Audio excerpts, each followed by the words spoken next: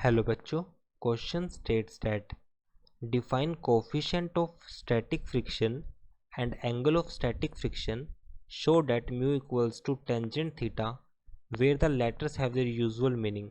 सो first question में हमें static friction को डिफाइन करना है। नाउ की concept for this question.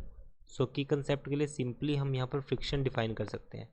Friction हमारे पास क्या होता है? फ्रिक्शन हमारे पास type of force that always have tendency to oppose the motion of a body.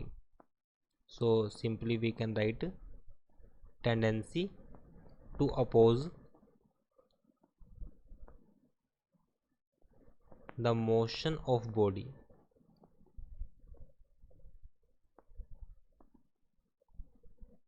is known as friction। वो हमारे पास क्या हो जाएगा? फ्रिक्शन हो जाएगा।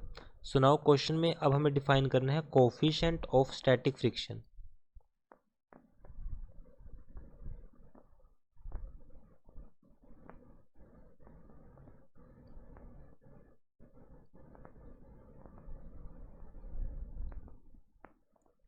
Coefficient of static friction that is mu S.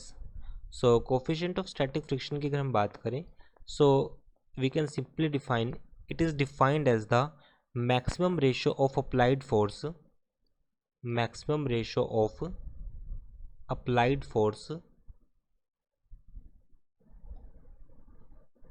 to the normal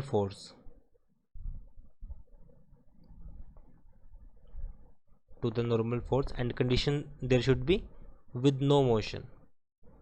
क्योंकि स्टैटिक जो friction होता है हमारे पास वो जब बॉडी रेस्ट में होगी with respect to each other तभी हम उसको डिफाइन करते हैं। So this is the coefficient of static friction. It is a unitless quantity. तो ये हमारे पास आ गया स्टैटिक फ्रिक्शन की डेफिनेशन। नेक्स्ट हमारे पास है angle of static friction and show that mu equals to tangent theta. Now अब हम इसमें डिफाइन करते हैं हमारे पास जो एंगल होगा। एंगल के लिए हम सबसे पहले एक सपोज करते हैं। सपोज हमारे पास एक ऑब्जेक्ट है जिस पर हमने एक फोर्स को अप्लाई किया है, एफ फोर्स को।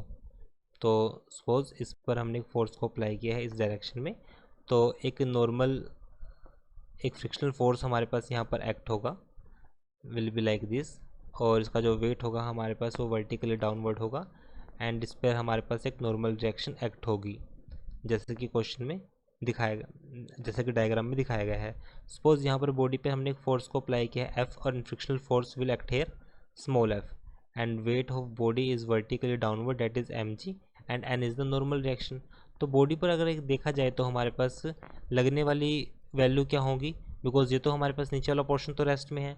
सो अगर हम एन और एफ की बात करें, बॉडी पर लगने वाले जो हमारे पास फोर्स होंगे नॉर्मल रिएक्शन और एंड फ्रिक्शनल फोर्स, सो इनका जो रिजल्टेंट होगा that will be like this. ये हमारे पास इन दोनों बॉडी का रिजल्टेंट होगा। So resultant it means make an angle theta. जो नॉर्मल से बनने वाला जो एंगल होगा हमारे पास वो हमने सपोज किया वो थीटा के इक्वल है। So let the resultant of F and N is R. ये हमारे पास सपोज करता हूँ ये रिजल्टेंट हमारे पास आर के इक्वल है। Now according to coefficient of static friction mu is defined as maximum force we applied here, so that will be f will be equal to small f, that is frictional force, divided by n is the normal reaction n. So f will be equal to mu s into n. Mu s is the coefficient of for static friction. This is the coefficient of static friction.